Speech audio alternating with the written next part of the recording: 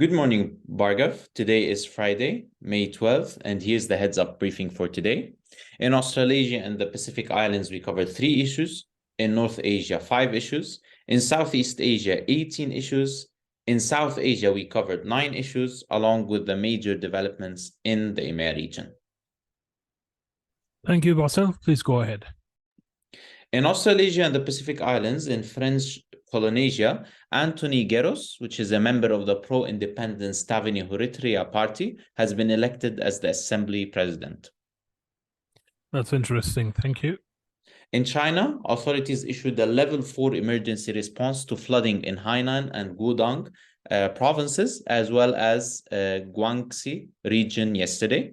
The emergency response measures were implemented in anticipation of the heavy rainfall in the area until tomorrow. All right. In South Korea, doctors, dentists, care workers, and nursing assistants went on a partial strike yesterday to protest the newly legislated Nursing Act. Around 13 medical associations joined the strike, with rallies held in most regions of the countries, including the capital, Seoul. All right. In Southeast Asia, in Thailand, Prime Minister Prayut Chan-o-cha declared that he will quit politics if the United Thai Nation Party fails to secure enough seats to form the government in the upcoming elections on May 14th. That is interesting indeed. Thank you. In Myanmar, several anti-China protests were held across the country following meetings between Chinese Foreign Minister Qin Gang and Myanmar's military council members last week. So that is interesting, Bassel, but do we know what the protest was all about? Was it specifically anti-China sentiment, or are there any specific policies being protested against? It was specifically against China. It was fueled by anti-Chinese sentiments. All right. So that's a factor which needs to be considered across South Asia and parts of Southeast Asia, including Indonesia to a greater extent. And the Chinese anti-China sentiments are very much prevalent. They may fluctuate in and out, but they can play a minor factor in local politics as well. Sure, Bhargav. In Myanmar also, the MEAC People's Protection Association issued a warning to those traveling along the MEAC Tanin Thari Union Road in the Tanin Thari region between 8 p.m. and 5 a.m. local time from today. All right. In South Asia, in India, 1 policeman was killed and 4 others were injured after suspected Kuki militants opened fire on a police patrol in Thonglaubi, Bishnupur district in Manipur yesterday. So things seem to be getting worse on the ground. Of course, the violence has been controlled after over 100 people have died. Army had to be deployed and a hard or heavy-handed approach had to be used.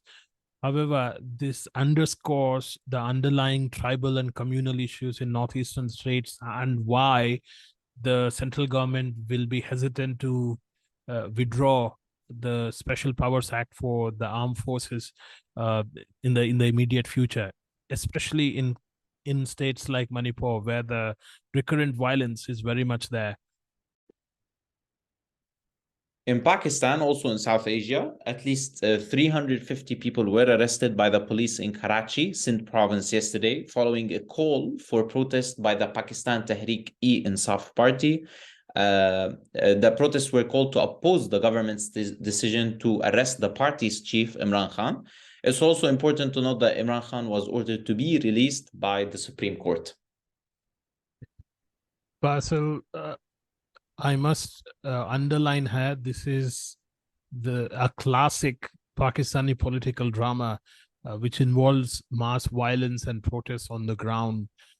Unless there is some stability or agreement between the opposition and the ruling party, things are not going to get better. And army plays a major role. Army's role in this particular episode has been quite conspicuous. I must state here that army had pretty sharp response to all the violence which happened on the ground, but their preparedness to tackle such response, especially in Lahore, where the corps commander's residence was attacked and some of the furniture was set on fire, such a brazen act wouldn't have gone through unless there is some level of manipulation in the back end, or were they expecting and evacuated the premises? So we'll have to keep a close eye on how things evolve on the ground. Sure, Bhargav, we'll keep a close eye on that. Moving over to the EMEA region, in Germany, the EFG union, which is one of the prominent unions in the country, along with the Verdi union, announced a 2-day nationwide strike starting May 14th. All right, thank you. Concerning the Russian-Ukrainian conflict, the UK yesterday confirmed that it will be providing long-range missiles to the Ukrainian military. The Defense Secretary Ben Wallace said that the missiles will be Storm Shadow missiles, which have a range of over 620 kilometers and can carry a payload of over 450 kilograms. So this will only escalate tensions on the ground between the West and Russia, and the violence on the ground in Ukraine is likely to escalate further if such a deployment does happen. Quite a few promises have been made by the West in terms of funding as well as arming Ukraine. How much of it has come true is a big question mark to me. So we'll have to keep a close eye on how the violence and the conflict evolves in the short term. Sure, Bhargav. That's all for today. Thank you, Bassel. Nothing further from my end.